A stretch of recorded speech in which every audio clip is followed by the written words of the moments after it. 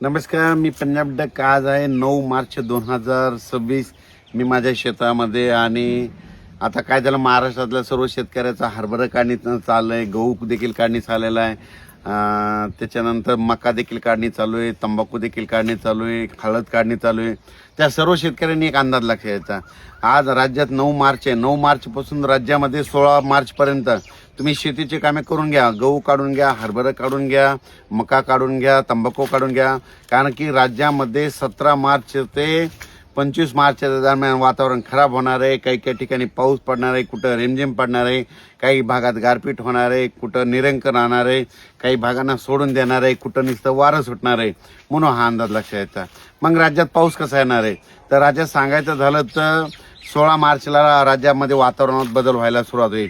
16 मार्चला ढगाळ परिस्थिती राहील, पण 17 मार्चला मात्र वर्धा जिल्हा, नागपूर जिल्हा, भंडारा जिल्हा, चंद्रपूर जिल्हा, यवतमाळ जिल्हा, वाशिम, हिंगोली, नांदेड, परभणी, अकोला, अमरावती, बुलढाणा ह्या जिल्ह्यामध्ये काय होणार आहे, म्हणजे 17, 18, 19च्या दरम्यान काही ठिकाणी पाऊस सुरू होईल, कुठं रिमझिम पडेल, काही ठिकाणी वादळी वारं सुटेल.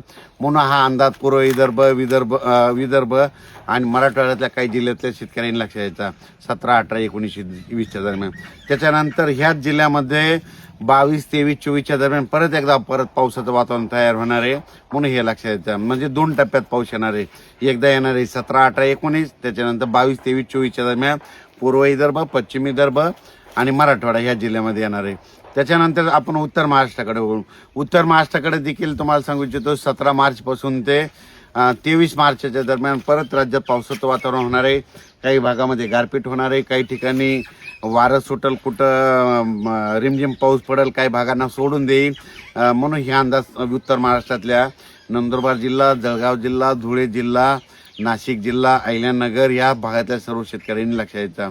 त्याच्यानंतर पश्चिम महाराष्ट्राकडे देखील पुणे जिल्हा, पुणे, सातारा, सांगली, सोलापूर, कोल्हापूर, अहिल्यानगर ह्या सर्व शेतकऱ्यांनी काय करायचं, 17, 18, 19चा एक वातावरणात बदल होणार आहे.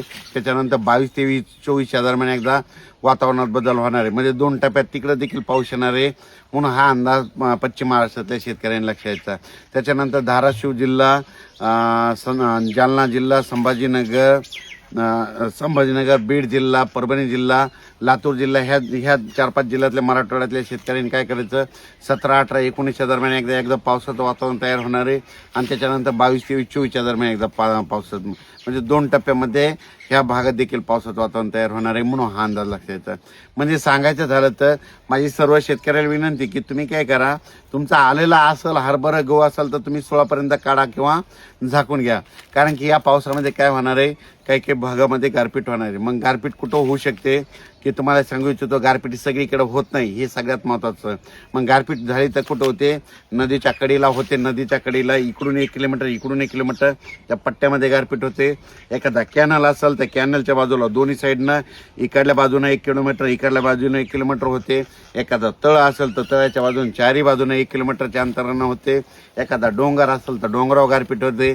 जिथं हलकी जमीन आहे, दगडाची जमीन आहे, त्या ठिकाणी गारपीट होते. पण ब्लॅक जमिनीवर, काळ्या जमिनीवर गारपीट होणार नाही. म्हणून हे लक्षात द्यायचं.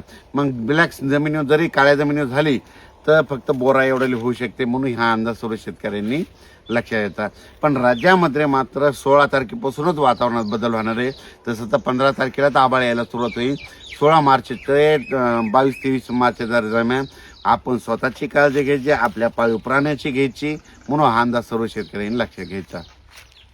राज्यात हे पाऊस काही काही ठिकाणी पावसाळ्यासारखा पडणार आहे, काही भागात पडणार देखील नाही, काही ठिकाणी नुसतं वारं सुटणार आहे, काही भागात गारपीट देखील होणार आहे. म्हणून हा अंदाज सर्व राज्यातल्या सर्व म्हणजे प्रत्येक जिल्ह्यात सर्वदूर सगळीकडे पडणार नाही. तर तुम्हाला एक उदाहरण सांगतो. परभणी जिल्ह्यामध्ये 800 गाव येतं, 848 गाव येतं. तर 848 गावामध्ये नाही पडणार, 50% गावामध्ये पडेल आणि 50% गावामध्ये नुसतं वारं सुटतं.